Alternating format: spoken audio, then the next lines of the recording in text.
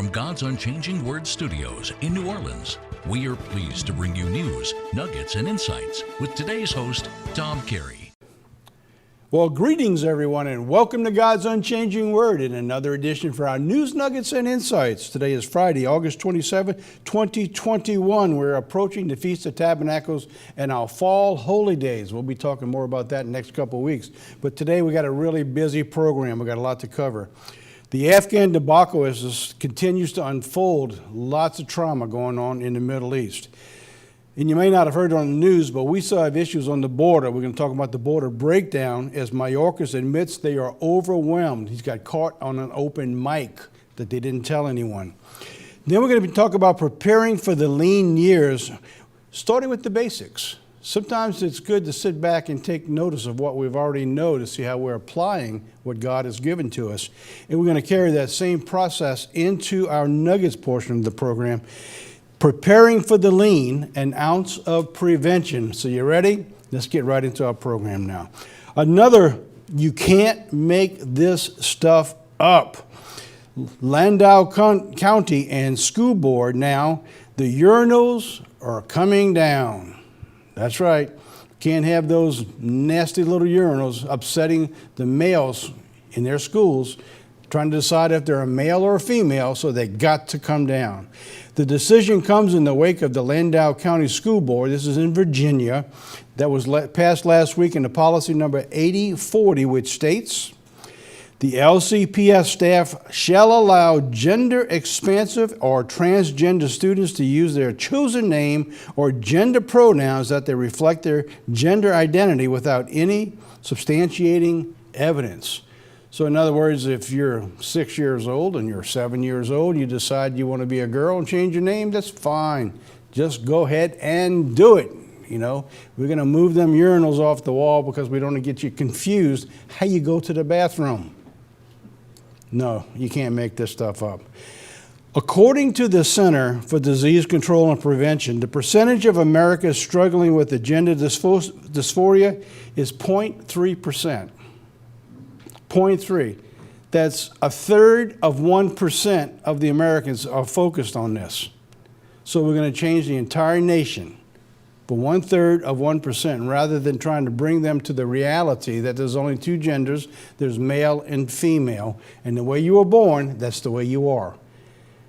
Heaven help us when this gets even worse. All righty, let's move into the program now. Solving the puzzle of climate change. We've been carrying this every single week, and I want to talk about it a little bit more today because it continues to evolve into more disasters. While all eyes were watching the hurricane in the northeast, an unexpected flooding overtook Tennessee.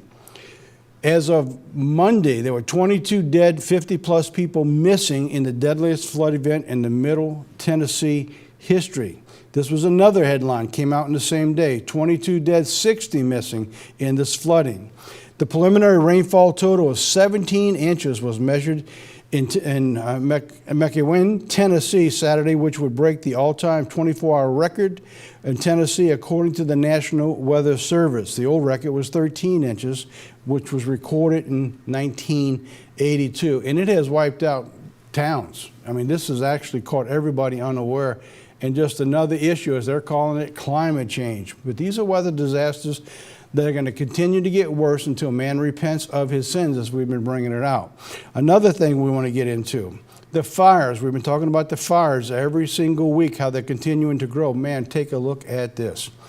9 national forests now closed in California as the state grapples with the drought-fueled wildfires. The emergency closures in California comes as 93 large active fires and complexes have burned 2.5 million acres across 13 states, according to the National Interagency Fire Center. Now, how does that compare to last year? And don't forget, last year was a record-breaking year. Look at it this year. So far this year, more than 41,000 fires. 41,000 fires. Now, that's all the fires, big and small, but this is in 1 year. They've had to handle 41,000 fires that have scorched 4.5 million acres. Now, that's nearly 3 million acres burned by this time last year. So that's nearly, 1.2 million more acres burned at this time than it was last year, and last year was a record. This is continuing to just get continually out of control every single year. Every year. Now, we're going to keep bringing those reports in because there's just a lot of going on. They're talking about the ring of fire now around the Mediterranean is Greece and Italy and all these other countries. India are all fires going off all over the place. All right, our World Watch, Afghanistan debacle. It's a nation in crisis. If you've been following news, you see what's going on there. Thousands of Americans and supporters are still trapped by the Taliban, which is interesting because I put that up that way on purpose because on Monday, the White House spokesman said there are no Americans trapped in Afghanistan. Honest to goodness, that ought to go in, you can't make this up. But there's reports and emails and video texts coming out all over the place of people trying to get to the airports and they can't. So what's going on over there? Let's take a look at this. One of the things we do when we follow News Nuggets and Insights, some people ask, how do you get your stories? Well, like the Taliban, well, that's easy because that's major. But the issue that we always try to follow when we look at stories, does it have any biblical significance? Well, this one does because you see, God talks about our nation where he says, I will break the pride of your power. So now we have these Taliban group of terrorists having this entire nation basically flee to get out of their way, not to cause anybody any problems. But when you see the Bible talk about warnings, the predictions, the curses and the judgment of God, and you begin to see that come out, there's usually more and more intensity going to develop through it. And that's what those stories that we begin to follow. And that's why we put them on the radar, as we tell you, put this on your radar because this is going to continue to get worse. How do we know that? All we can do is follow the Bible. The Bible will take you every step of the way where you need to go. And that's how you weed out the nonsense, the hearsay, the rumor mill that continues to run out from real news. All right, so let's get into this. The Taliban photo here appears to mock the two Iwo Jima flag raisings and the latest propaganda push. For those who may not know this is the picture. It was a very famous picture on Mount Suribachi. I believe I got a little write-up on that, yeah. The Taliban wasted little time releasing droves of new propaganda of its ascension to power. In one particular image, members of the Taliban Badri number 313 battalion began to mock Joe Rosenthal's iconic 1945 image of the flag raising atop Mount Suribachi during the Battle of Iwo Jima. That was an incredible picture, and it gave a morale boost to America and the troops because so many people had died trying to take over this island. And after weeks and weeks of fighting, they finally had victory on top and they put the flag up. So what you're looking at here, it's not just mocking here because they're claiming the same victory, if you noticed. Excuse me. But they got their flag on our captured military uniforms and weaponry. That's right. That's American uniforms you're looking at there. If you look at the news and you watch all these Taliban driving all around the cities or they're walking, they're all holding American weapons now. This is an incredible debacle that this administration had created. They estimate as much as 83, and I just heard this morning, $88 billion of military weaponry now has fallen into the hands of the Taliban, including airships, Black Hawk helicopters. They got equipment that they don't know how to use. They got sophisticated weaponry that can take anybody out anywhere they want to in that region now. They got thousands and thousands of vehicles. They got Humvees. They got armored tanks and armored weapons now. They've got everything they never had before, and we simply walked away and gave it to them. Unbelievable what's going on here. As you notice, anytime you would normally leave a combat zone, if you couldn't take it with you, it's destroyed. Well, not here. Everything was just packed up and they just left it. The confidence in the U.S. now is broken. Nigel Farage, I've got a video of him coming up, says he's a former member of the British Parliament. He's also the current leader of Great Britain's Brexit Party. He spoke about the sentiments of other nations as well as their nation and himself. Let's play this video and I'll be right back. That's UK Brexit Party leader Nigel Farage with us now. Nigel, hello to you. And Dana was reading last hour, there's a report out of London that suggests that Boris Johnson tried to reach President Biden on Monday morning, and they finally talked at 10 o'clock your time in London Tuesday evening. Can you verify that? Yes, that is absolutely true. Joe Biden, despite the fact the mission in Afghanistan was not purely an American mission, it was a NATO mission. We were the second biggest partner. It had been going on for 20 years. Joe Biden chose unilaterally, without any consultation with NATO, without any consultation with us, your closest ally for the last century and a bit more, chose unilaterally to decide the timing and the method by which American troops would leave Afghanistan.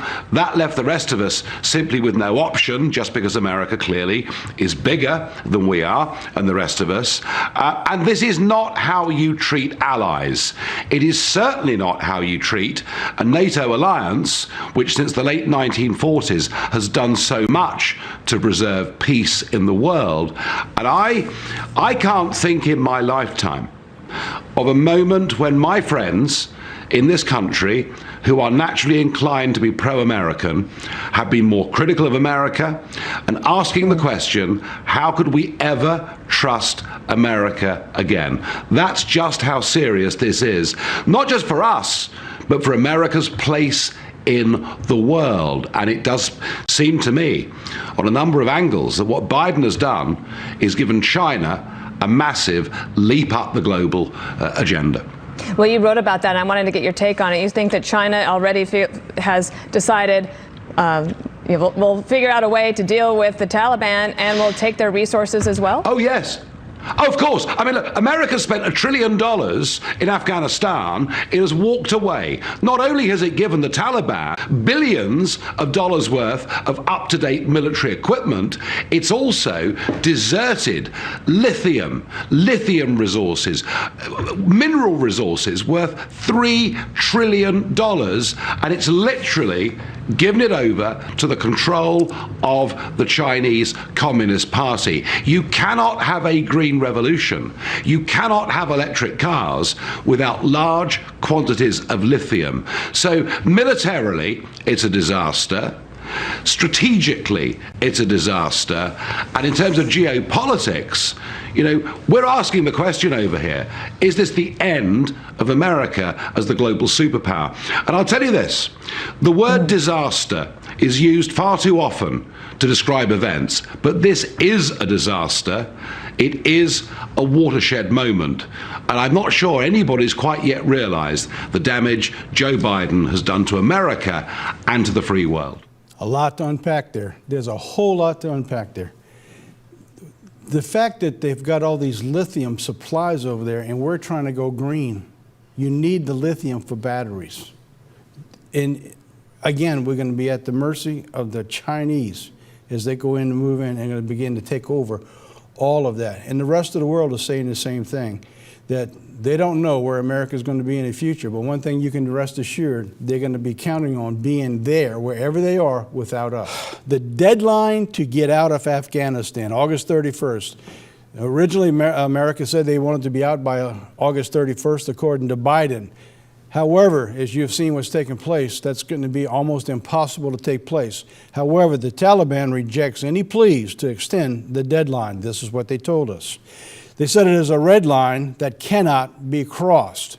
They went on to say that to extend the deadline is to extend the occupation and there will be consequences.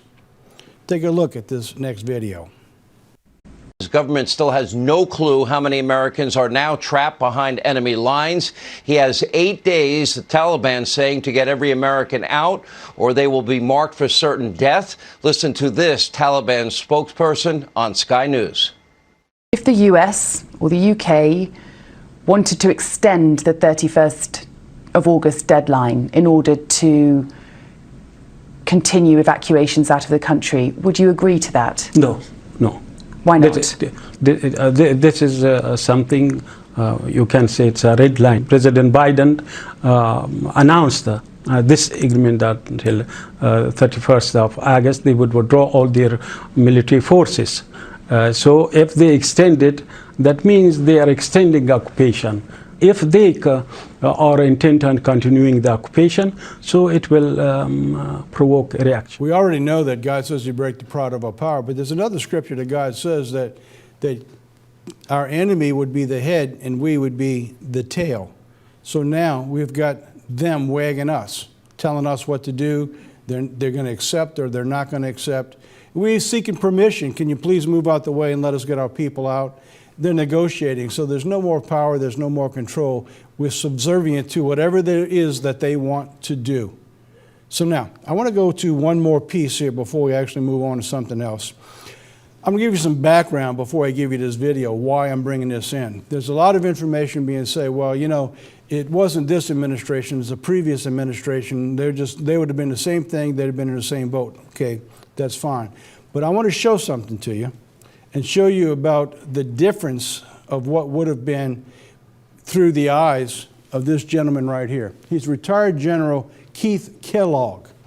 He's fought in Vietnam. He's fought in Operation Just Cause. He fought in Operation Desert Shield, and he's fought in Desert Storm. Let me show you what he accomplished during all those years. Those are his medals that he had actually attained over the course of his history in the Army. Now, you can't see them all, so if you'd like, you can always freeze this frame and come back. But let me show you just briefly what some of these are.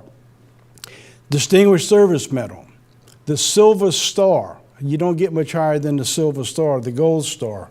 And most of those gentlemen would give it to them after they're dead. Defense Superior Service Medal, Legion of Merit twice, Bronze Star Medal, 5 with the V. All right, that's Defense Meritorious Service Medal. Meritorious Service Medal by itself. The Air Medal 4 times with the V. Joint Service Commendation Medal. Army Recommendation Medal 5 times. This man has been in the action, and he has actually ran the top general in areas in many occasions during many of these wars. He understands what it's like to be in battle. He also understands what it's like to be outside the battle. So now, I'm giving you all this information to tell you this. He was in the planning stages that we all know that we had to leave Afghanistan. There's no question. It's almost 100% in agreement that this should have ended a long time ago. But I want to show you the difference of the planning stages of the way it could have been done and the way it was originally planned. All right, so you ready? Let's play that video. Airborne during Operation Desert Storm, later Director of Command, Control, and Communications for U.S. Armed Forces, Distinguished Service Medal, Silver Star, several Bronze Stars. General Kellogg, first of all, thank you. We've heard a lot from President Biden and his surrogates in the media, where President Biden is blaming everybody but himself for what has now transpired in Afghanistan. He's blaming intelligence, he's blaming the military, he's blaming the Afghans, and he's blaming President Trump. Now, as for President Trump, you were there. President Trump dealt with the Taliban. What do you say to President Biden and his surrogates? Well, we just picked up the plan that Trump put together, and we had no choice. Yeah, Mark, thanks for having me. That's absurd. Look, I spent 1,461 days in the White House, all of it involved in national security. I was there at the start when we talked about withdrawing from Afghanistan. And the reason we wanted to withdraw from Afghanistan was to intellectually and strategically pivot to face China, which was an emerging threat, and also with Russia. So for 2 years, we thought our way through it. And then the last 2 years, we went into the execution mode. Around 18 months ago, in February, we decided to come up with a plan. And we came up with a plan on how to remove ourselves from Afghanistan in a very measured and gated way. What I mean by that is we came up with certain conditions as we went down the line, and when those conditions were met, we would continue to withdraw forces. So the final gate that we had, and we were going to meet, was an intra-Afghan agreement between the Taliban and the Ghani government, and we were going to have a government of reconciliation, and Ghani wouldn't have been there, to make sure we had an orderly transfer of power and with certain safeguards to make sure that government stayed as a coalition government going forward. To ensure that was going to happen, the president was personally engaged, something that Biden has not done. President Trump picked up the phone and called the chief negotiator for the Taliban, Mullah Baradar, who we had gotten out of a Pakistani jail for this very purpose, and explained to him what we were going to do. And he was talking to him in February of a year ago. That was a month after we had killed Soleimani. He got the message. And the president, as only President Trump can do, talked about it in very Trumpian terms, which meant if you violate this agreement, we know where you live, and we will come and find you. He did the same thing to Ghani going forward as well. So that plan with the gates was intended to withdraw in an orderly way and a good end state, an end state that would have a fully functioning Afghanistan with the protections of its citizens. It may have been a coalition government, and it may have not been pretty, but it would have worked. All right, so why am I sharing that with you? Is that to pick a side for Biden and Trump? No.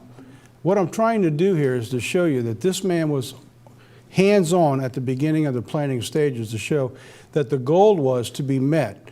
Everybody was in the room. Our Secretary of State, the Taliban, and the Afghan government who was in charge at the time, all agreeing to a peaceful transition of change while the United States pulls out. That's what the original plan was. That's what fell apart. All right, that's what's fell apart. Now, you can listen to your pundits and you can listen to your politicians, but this was the man who put the plans together. He was on the hands, and this is what was supposed to be done. Take it from there, do what you want to. The trouble, what we do is people, we try to opinionize our thoughts, and we find people we want to listen to that agrees with our thoughts rather than look at the facts.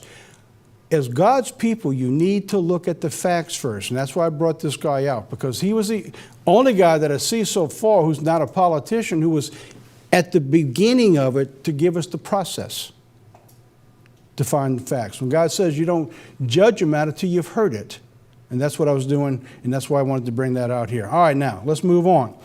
The southern border, all right, what's going on at the southern border? This is continuing, this is a mess.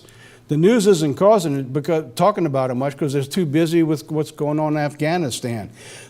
The border crisis is negatively affecting the Border Patrol workplace. This is a continuous strain on the agents. Fewer and fewer agents now are causing many agents to just throw in the towel. They can't deal with it anymore. Just yesterday, the gentleman from ICE, who's the head of ICE in New York, he resigned. He said, I can't do my job. They won't let me arrest anyone. So he just quit. 30 years in service. Can't do his job, so he just quit. Mayorkas acknowledges unprecedented illegal migration as border encounters hit a 21-year high. So the situation at the border is one of the toughest challenges we face, Mayorkas said during a conference in Brownsville. He sounded like he had it all in control when he was in the open.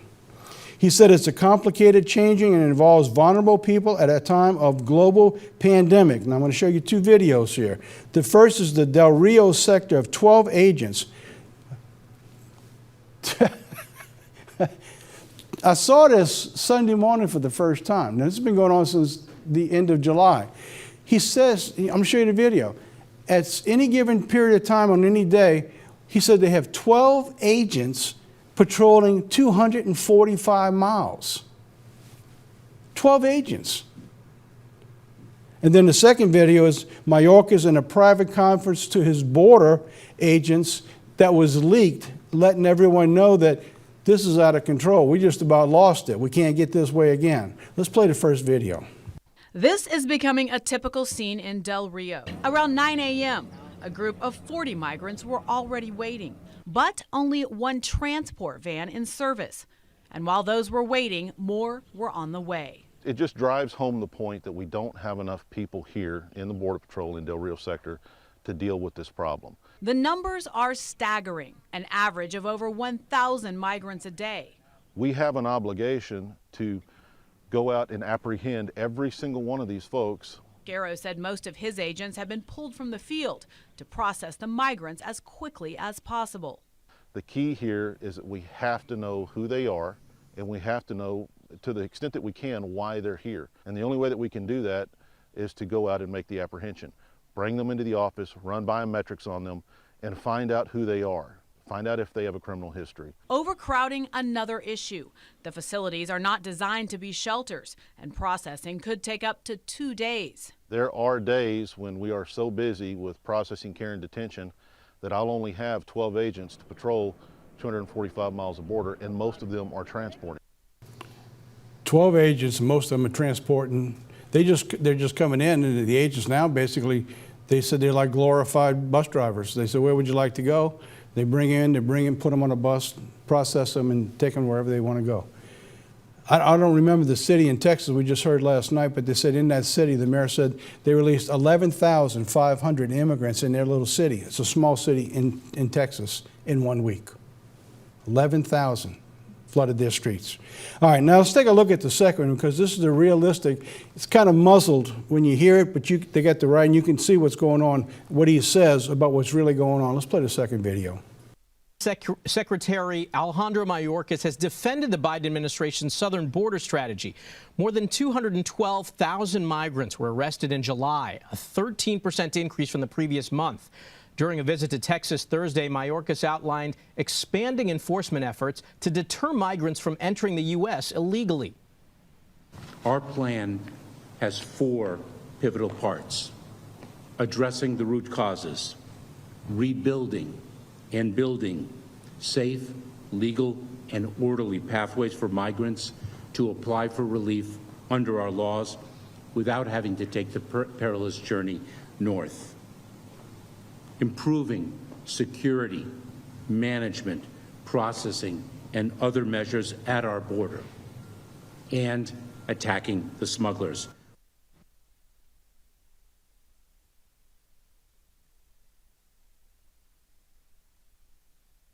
Homeland Security Secretary Alejandro Mayorkas was at the border yesterday, calling the situation complicated and insisting the border is closed. But listen to what he said privately to border officials in leaked audio Fox News has obtained exclusively. It's unsustainable. These numbers cannot continue. We cannot get to a point where we were a couple weeks ago, and we're going to make sure that doesn't happen. We're looking at the policy options. We can't continue like this. Our people in the field can't continue, and our system isn't built for it. I know very well, hearing from Chief Hastings, Chief Ortiz, and others, how close we came to breaking, how close you came to breaking here in this sector. And it's our responsibility to make sure that never happens again. We don't get that close again. But on the surface, everything's fine. The border's closed. They're just not being honest. I mean, there's nothing you can say other than that. They're just lying to the people. This is a problem where God said, again, when I tell you, when you look at where things are going, look at the Bible, it says, the stranger who is among you will get very high above you. And just this past week now, they're bringing probably 20,000 or more Afghans into our country also.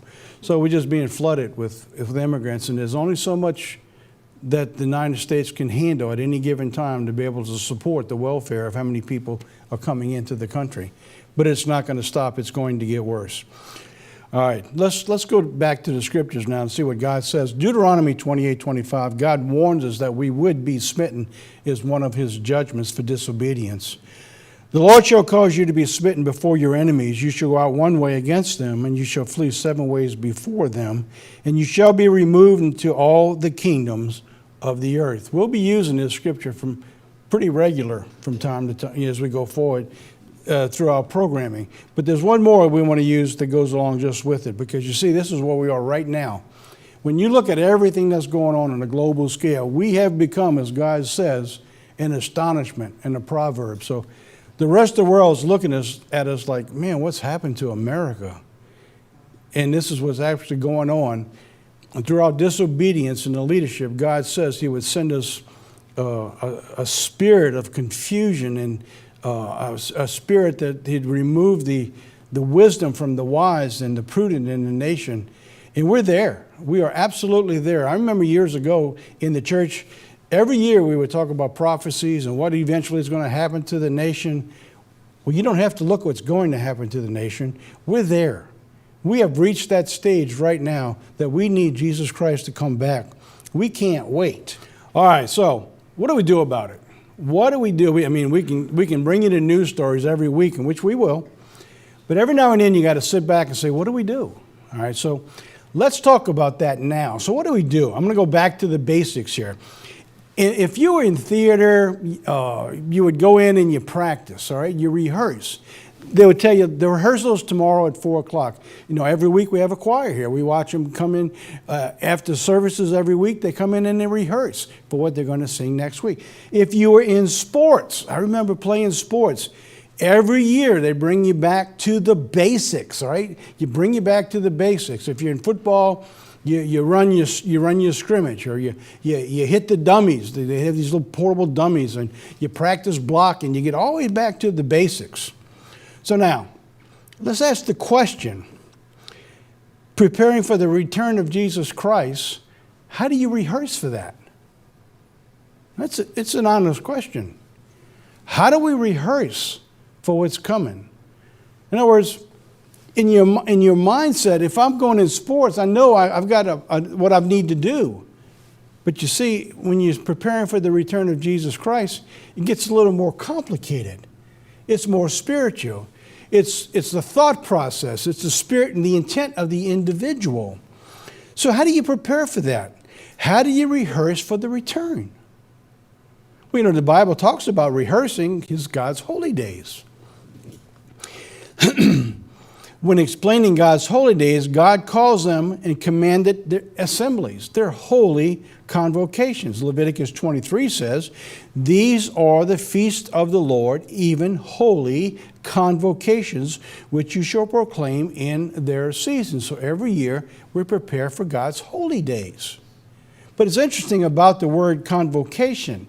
The Strong's Concordance defines the Hebrew word convocations from number 4744 as being called out, a public meeting, a rehearsal, or an assembly. You know, I remember Ron Dart many, many years ago, I guess this was in the 90s, talking about the rehearsals. That we go to the feast every single year, and we begin to rehearse. We rehearse for the return of Jesus Christ.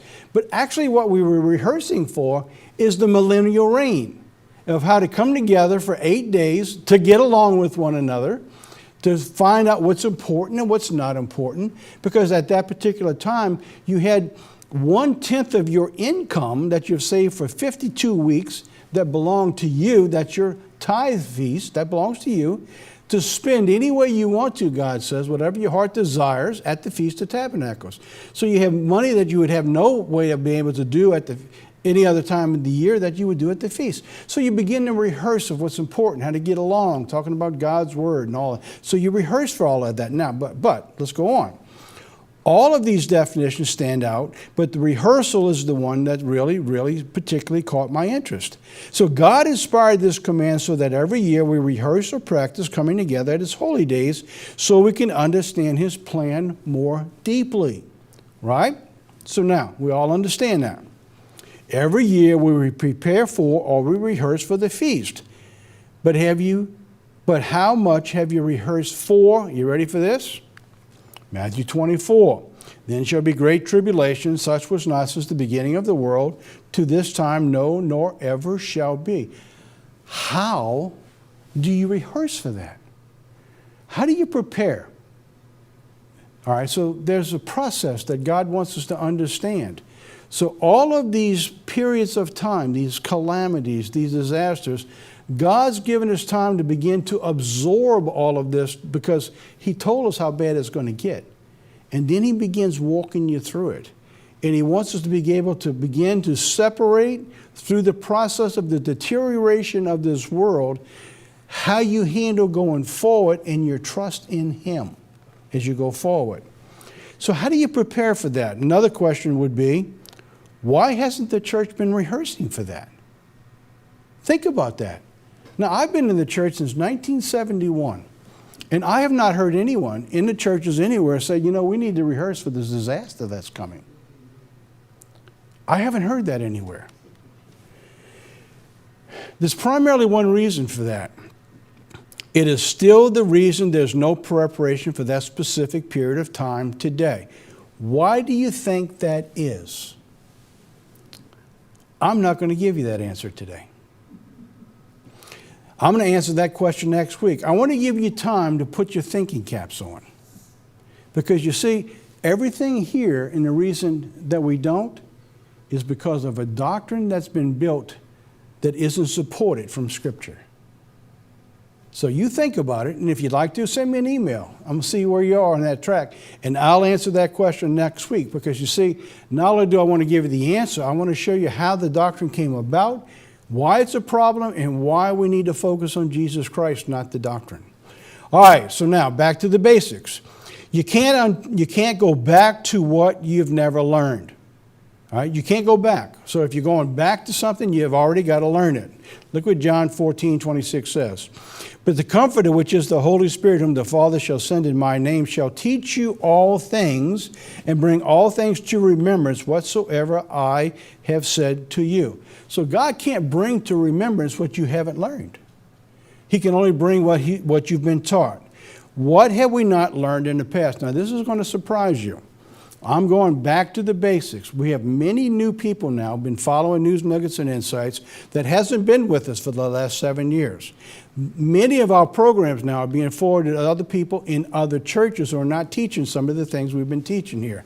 Not that we've changed doctrine, we've only added to what we already know. So what is it that we need to learn that we didn't know from before? First of all, blood moon tetrads. How much do you know about the blood moon tetrads? And does that have anything to do with God's plan of salvation? I remember 7 years ago when we first began talking about this, is many of the churches and many today still say that has nothing to do with God. You shouldn't look at that. It's all pagan. How about this one? The Shemitah years. What do we know about the Shemitah years? Does the Bible support talking about the Shemitah? And how about heavenly signs? See, these three things are all tied in together that the church has never gone into. But the reason I developed this series was because I went in to disprove those three things about the blood moon, Shemitah years, and heavenly signs. And when I got into the Bible, I realized that the Bible actually supports it. Did you know that? So now, blood moon tetrads. What are blood moon tetrads? First of all, there are 4 lunar eclipses with 2 consecutive years that fall on God's holy days. When we go back through the period of time, there have actually been 8 of them since the time of Jesus Christ. The Shemitah. What is the Shemitah? We actually understood what a Shemitah was, but we didn't know it by that name, which is actually the 7-year land rest, or the period of time leading to the Jubilee from the 49th to the 50th year. It says, at the end of 7 years, you will make a release, and this is the manner of the release, and the release of every hand and every creditor from what he has lent to his friend. Heavenly signs. And God said, let there be lights in the firmament and the heaven to divide the day from the night, and let them be for signs and for seasons and for days and for years. So here's my point. Because we have denied blood moon tetrads have anything to do with God's plan, we just discarded them. Once you discard them, you didn't realize that they were tied into something more important. They were tied into the plan of God about raising nations and the fall of nation and his time cycles for when he says, at the appointed times. All of that ties into heavenly signs. All of that together connects to give us the story that we as a church had put aside and said has nothing to do with God's plan. Because, see, heavenly signs comes a couple ways. It has a way that God talks about the astrology of the heavens, the stars, the moons, and their cycles and everything happens. Or astronomy, which Satan created, which is a pagan worship of heavenly signs. And Satan's brilliant. So what he does, he takes what God says you're supposed to do, creates the counterfeit, makes a religion out of it, and tells you don't go do that. That's against God on what he just created. So you don't go back to look at heavenly signs. But here's the problem. Watch. The prophetic insight and the understanding of those 3 points. Isaiah 46, verse 10, declaring the end from the beginning, from the ancient of times, things that are not yet done, saying, my counsel shall stand, and I will do all my pleasure. Right? That's 46:10. Declaring the end from the beginning. How do you do that? So what do we have that was from the beginning of God's creation, from Genesis, that we know of? We know time was created long before that. But to tell us what's going to happen at the end time, that we can go back to Genesis. It all ties into the sun, the moon, and the stars at his appointed times. And then this scripture here supports that. Isaiah 41, verse 22. Let them bring forth, let us show what shall happen, let us show the former things, what they be, that we may consider them, and know that the latter end of them are declared for us things to come. If you don't connect the heavenly signs and go back to see how they applied in the past, we won't know what's being applied now. It is key. That basic understanding has to be added to the theology and the doctrinal makeup of any of God's churches if they're going to go forward to understand the end time. We're using that to understand Pharaoh's dream. So now I'm going to begin next week. I'm going to go into all of these things that I'm clicking through right here. The blood moons, the 7. I talked about that in the recent service that we just had just last week. I'm going to cover more of this next week. We're going to tie this in to a timeline and bringing us to where we are today, that we could be entering the 7 years of lean. So you don't want to miss that next week as we get into this and we answer that question, why haven't we talked about rehearsing for the most deadly time that's ever going to encompass mankind? All right, let's take a break. I got a lot to cover. Boy, I got so much I want to share with you. I just don't have enough time to share it with you today. So now I wanted to save time for this. Preparing for the lean years, an ounce of prevention. All right, so let's sit back, let's catch our breath, take a break, and take a look at this. We cry hallelujah, and I'll be right back.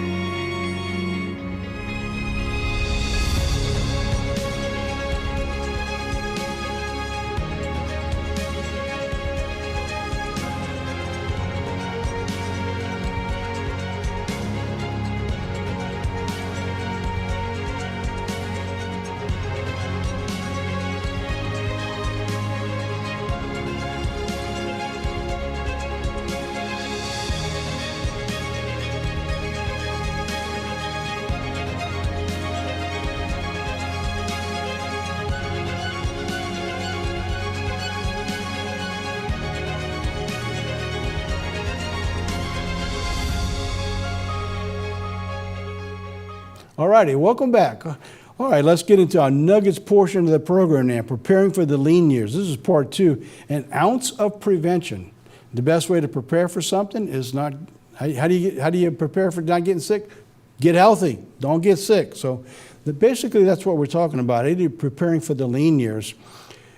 The question comes up basically, is there 7 years of lean? Well, the Bible doesn't tell us there's 7 years of lean. He just gives us the biblical principle from Genesis, talking about Joseph with the Pharaoh's dream, 7 years of lean and 7 years of plenty. At the end time, God talks about there'd be a period of time that we're going to have periods of lean. So last week, the most important part of our preparation, we talked about faith and our relationship with our Father and Jesus Christ. And with all preparation, if you don't have that in the preparation every single time, it won't work no matter what you do. But is that where you stop? We went through the book of James, and the point here with the book of James was our faith must be accompanied with work. So knowing what's coming, we also have to do some preparation for what's coming place. The first place we wanted to start in our preparation is our health. An ounce of prevention is worth a pound of cure. And this is never more important than it is right now. Health can be broken into 3 categories: eating, sanitation, and exercise. The first point is preparing in your health is an ounce of prevention is worth a pound of cure. In other words, how do I stay healthy? Well, the first thing you want to do is there are biblical laws of eating, of the clean and the unclean. God also gives us many sanitation laws. So if you look at many of the European countries and you look at some of the third world countries, one of the basics that separates the two is the sanitation laws of how a society exists. The second is its health involved in eating. So now, with all of that said as our background, I want to give you just a foundation of something that you might want to consider as an ounce of prevention in the midst of a COVID society trying to help keep you healthy from being sick. This is not a how-to from us personally. This is a brochure that I was given that's being shared with many of God's people around the country, put out by a couple of doctors on medical research. What I'm recommending you do, and I'm going to give you a link, is you can go online and you can download this publication, or you can take a look at it, and it gives you some steps, some tips on how to help prevent or how to prepare for this problem that we're all facing around COVID. Now, this is the link. This is a link that takes you to the website. Now, as a church, we have no doctor authority to say do or not do. But what we're sharing with you is a booklet that makes a lot of sense of things that you can do to help yourself during this period of time, so maybe you won't catch COVID. All right, so many of them are biblically based. For example, this is the table of contents, and by the way, this is only like 24, 25 pages. The first chapter is the overview of what the SARS virus or the COVID-19 illness is.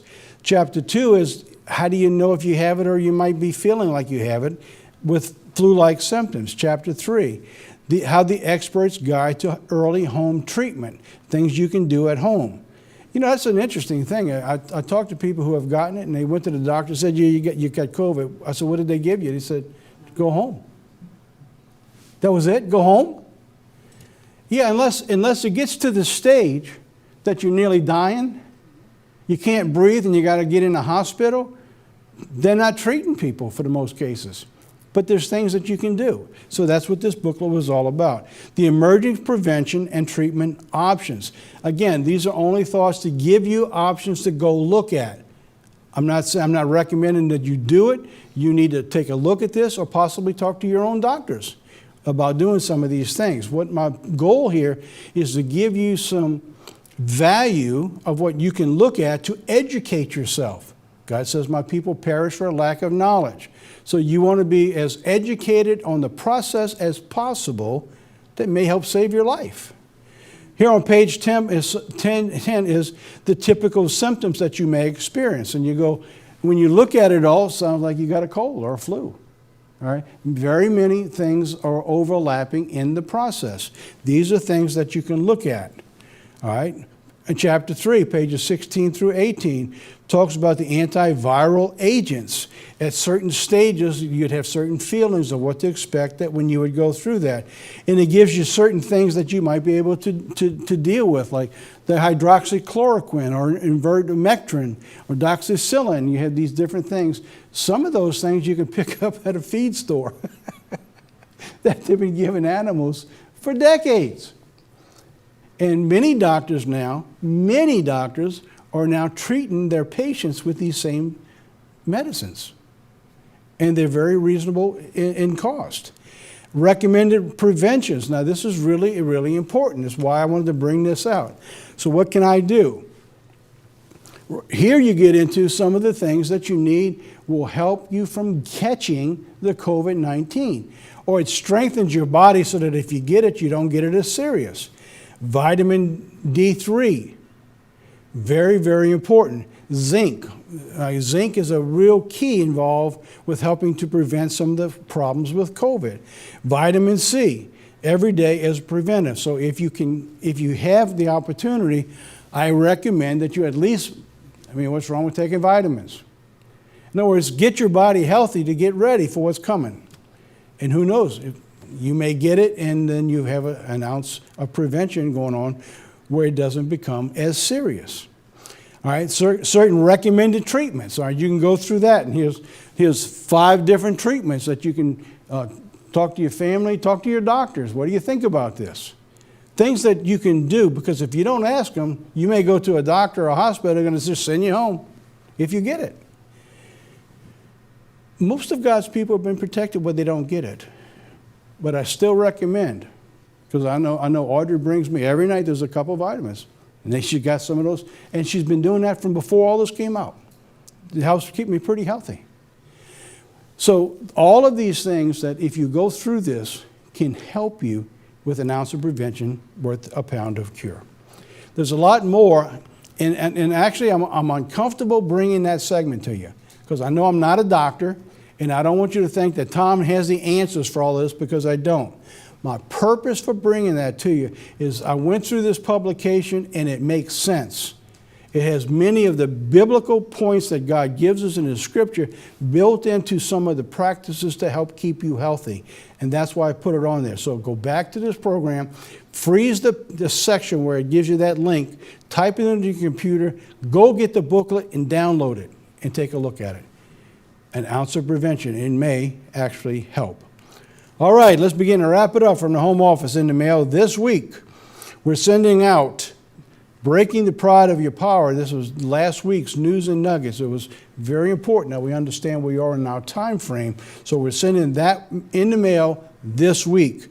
Also, we'll be sending part 3 of the Resurrecting the Beast of Revelation. So, we're going to stick with this after the Feast of Tabernacles, what I wanted to get into. We didn't have time to accompany this, another series talking about the woman who rides the beast. So I want to do that when we come back for the Feast of Tabernacles. So stay tuned. We'll be working on that after the Feast of Tabernacles. Now for a surprise. You saw this in our Nuggets portion a little earlier today in the news, is this 2-part DVD. We're going to be giving that away at the Feast of Tabernacles this year. This was originally done almost 7 years ago. It's a 2-part DVD. And I promise you, if you haven't seen this, you need to take a look at this DVD. Back then, we didn't know where we were going. We didn't know what was going to happen. The whole world was, especially the religious community, was waiting for the end of the world to take place with these blood moons. And we began covering it in a way that I believe that no other church except the Church of God community covered. We're going to give those away at the Feast of Tabernacles as a gift this year. So make sure you show up at one of our feasts so you can get your copy in a special package that they're already packaged and ready to go. It is called Out of the Mouth of Two Witnesses, 2 DVD Bible study. All right, there you have it. That's it for our program today. As I told you, there was a lot to cover. All right, let's begin. Let's wrap it up now with this video. Boy, this is an upbeat. This thing moves fast. Be the new. Take a look. I'll be right back.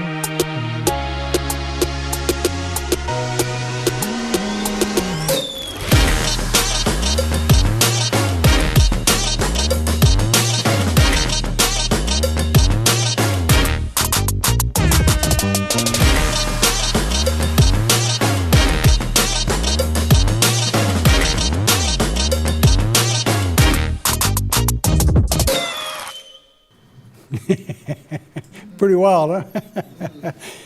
Be the new. God says, I make all things new. Well, be a part of that, God making all things new. Well, that's it for our program today. A lot to unpack and unravel as we went through that program. And again, as we say each week, we thank everyone for watching. Be sure to share this with everyone. But fact, share it with everybody you know, and they are going to love you for it. Or not. Till next week, God be with you.